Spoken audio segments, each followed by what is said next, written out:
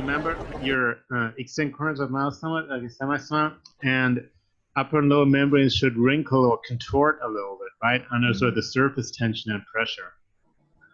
Let's just pull up, right? So articulate the two lips, the two surface areas. At the point of the very, just sort of moderate, loose articulation, apply extra surface tension. Apply extra surface tension and momentum. So you start like this, ba, ba, ba, ba, ba, and then suddenly do ba, ba, ba, right? Then increase the surface tension so that you create that really strong beat out of the loose, right? The loose beat. Right? So you just create more torque and you squeeze the lips together, right? So see if you can do that. If you can really squeeze lips. What you try it again? You know, it's expanded, right? Take. Look at your lips.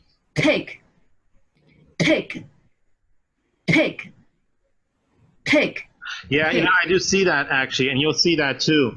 You know, if you fully mobilize the membranes, you actually see the membranes ruffle a little bit. You'll see that earlier that the lips weren't at all sort of ruffling or wrinkling simply because you weren't really mobilizing sufficiently, and now you mobilize more. So that is really just anatomical. You'll see that too.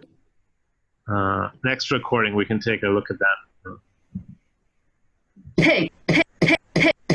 Yeah, that's pretty strong P, right? Yeah, that's very accurate. Take. It is pretty good. That's good. That's pretty good. Take. Cap. Cap. Cap. Very good P.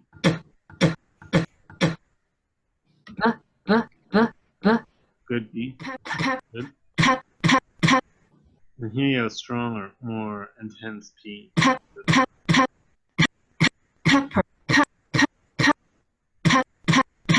a really strong P here.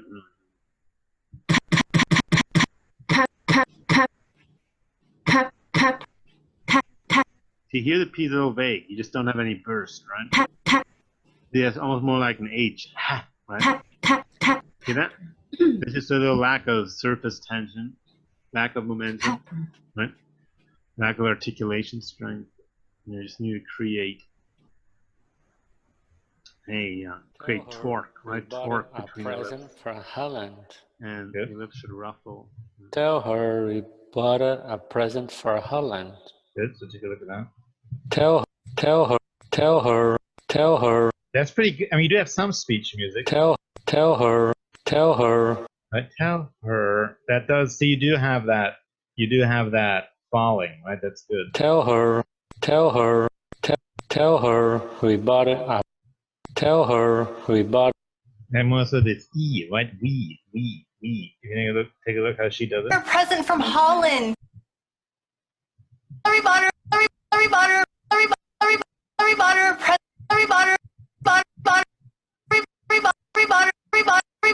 See, that has an E, right? We. That's an E. We butter, right? We butter. We butter. Yeah, so the corner of the mouth extend, right? We butter. Butter present from Holland. Butter present from Holland. Butter. See, that has much more speech. Butter. Good. Take a look. We butter. Yeah, so you need to integrate that, these type of peaks and valleys. We butter. Compare that to earlier, yeah? We butter. See that? You have much more neutrality here, right? That's like very level. We butter. And that can be somewhat accented. See, if you have no speech music, that's the source of an accent. Because the North American does tend to have more peaks and valleys. I've actually seen that with some North American speakers, that they do sing more on average. There's always more sort of a swelling, more sort of that swelling. We butter. See, then here you have that swelling. See that? It's angled. Yeah, this is very good. See, this is sort of typical, right? Where it swells more and it's angled. Try saying. You want to try saying when a few times. When. when. Good. Now here, I also heard that you did have a little ooh. Apparently you, see sometimes that's a little bit involuntary, a little bit of impulse. And as I said, it's a little bit of a matter of practice, but here, this way you can become aware of it.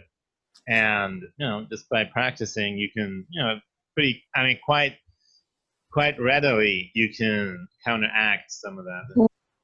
See that? Ooh. Yeah, here is a little bit, I did hear that too. So. You have that a little bit, right? When. So ooh in front. When. That's pretty good.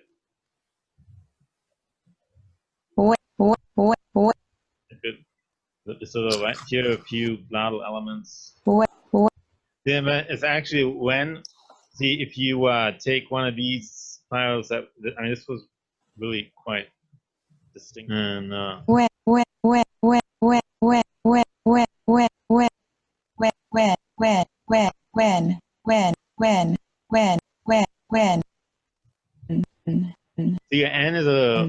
your N is a little bit divergent there too. One. That's pretty good. One. N is also very much an alveolar consonant. If you look at the chart here one more time, see the N is here right behind the L, and it is the tip. Nah. Also smile, you can extend corner of your mouth. Nah. And it's sort of an escalator, again, sort of an angled escalator, and it just sort of stinging against the ceiling with some momentum, some surface tension. Nah. Sort of a nasal sound. So let's just take a look at this image. See, it's, very much escalator. See, escalator is forward and up, and the N sound is articulated with the tip stinging against the ceiling here. When.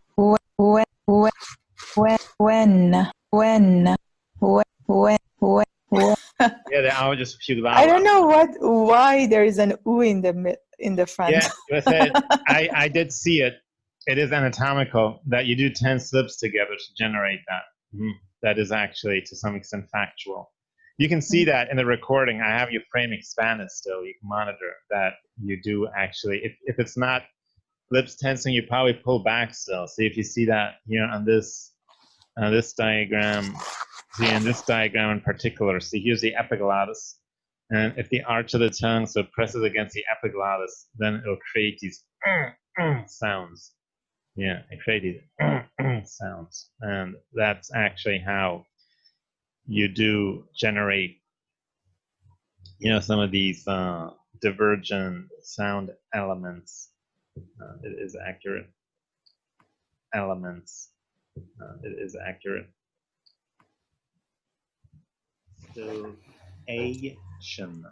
Constellation.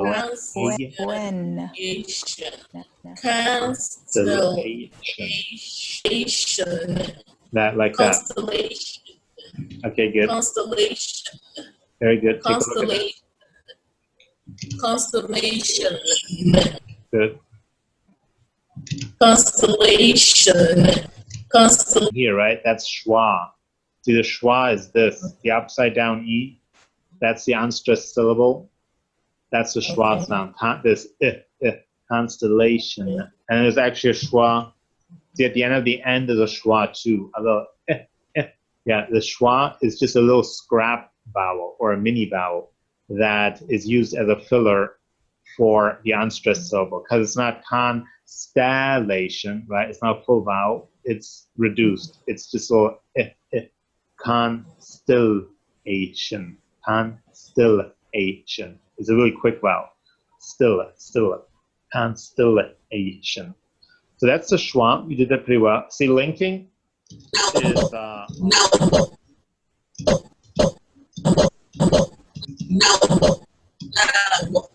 yeah. See, this is good. See, here we really have a good double wet semi-vowel at the end, right? Take a look. Very good. Yeah, that's very good actually. That's the one you want. That's the right sound. What, right? So take this, right, and put it at the end. Spanish it's banana. In German it's banana. But then in North American it's banana, banana, banana. Right? It's yeah. The syllables are abbreviated through different stress patterns, so that this is unstressed and this is stressed. This is unstressed. Banana, banana, banana, right? Banana, banana, banana, banana, banana, banana. Banana, banana, banana, banana, banana, banana, banana, banana, banana, banana, banana, banana, banana, Banana.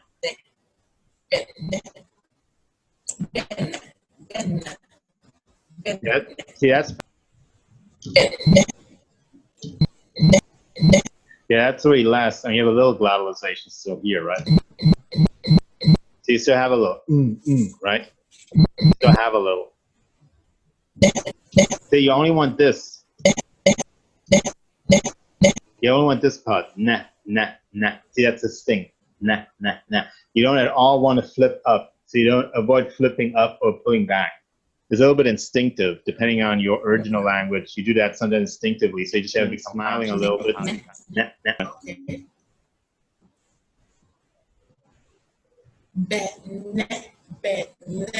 Good. It's probably better. Take a look. I would say it is.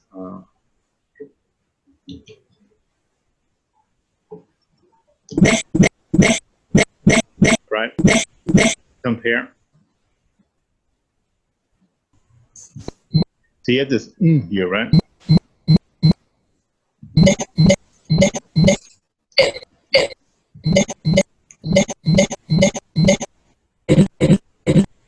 Yeah, here's really big. Right? And then here is pretty nice.